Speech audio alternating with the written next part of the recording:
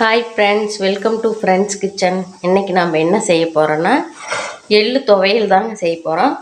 அதுக்கு கருப்பு எள்ளு இல்லை வெள்ளை எள்ளு எது வேணாலும் எடுக்கலாங்க. நான் கருப்பு எள்ளு எடுத்துருக்குறேங்க. 100 கிராம் சேர்த்திக்கலாங்க. இதை எண்ணெய் இல்லாமல் அப்படியே வறுத்து எடுத்துக்கலாங்க. அவ்வளோதாங்க. இந்த அளவுக்கு நல்லா வாசம் வர்ற வரைக்கும் அடுப்பு சிம்மில் வச்சு வறுத்து எடுத்துக்கலாங்க. இப்போ வறுத்தாச்சுங்க. இதை ஒரு தட்டுக்கு மாற்றிக்கலாம். அடுப்பில் கடாய் வச்சுங்க. நல்லெண்ணெய் சேர்த்திக்கலாங்க. கடலைப்பருப்பு 2 ஸ்பூன் சேர்த்திக்கலாங்க. உளுந்து 2 ஸ்பூன் சேர்த்திக்கலாங்க. இதை நல்லா வறுத்து எடுத்துக்கலாங்க.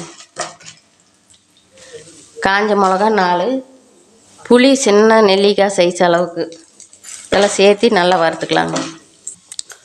இந்த அளவுக்கு நல்லா வறுபட்டதையும் தேங்காய் 4 ஸ்பூன் சேர்த்திக்கலாங்க. கருவேப்பிலை ஒரு இனுக்கு சேர்த்திக்கலாங்க.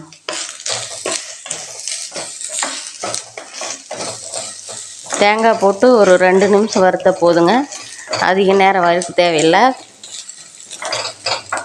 அவ்வளோதாங்க.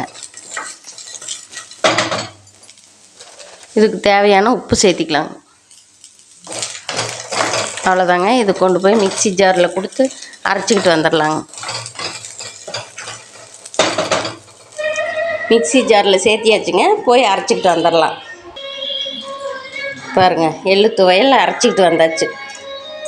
சூப்பரான எள்ளு துவையல் ரெடி ஆயிடுச்சுங்க. இது சூடான சாதத்தில் போட்டு பிணைஞ்சு சாப்பிட்டா டேஸ்ட்டாக இருக்குங்க. வாரத்தில் 2 தடவை இந்த மாதிரி எள்ளு துவையல் செஞ்சு சாப்பிட்டோம்னா உடம்புக்கு நல்லதுங்க. நீங்களும் ட்ரை பண்ணிவிட்டு எப்படி இருக்குன்னு கமெண்ட்டில் சொல்லுங்கள். இந்த வீடியோ உங்களுக்கு பிடிச்சிருந்தா லைக் பண்ணுங்கள், ஷேர் பண்ணுங்கள், சப்ஸ்கிரைப் பண்ணுங்கள்.